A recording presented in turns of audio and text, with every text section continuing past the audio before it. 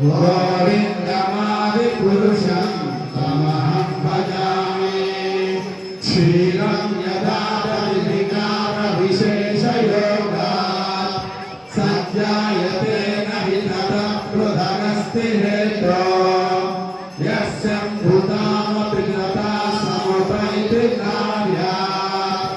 गोविन्दमादिपुरुषं तमहं भजामि दीपाक्षिरेव हिरसान्तरमभ्युपेत्य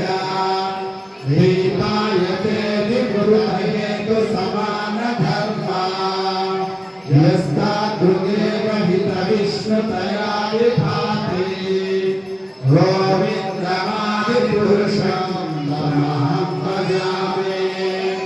यः कारणार्णवजले भजति स्म योगा निद्रामनन्त जगत्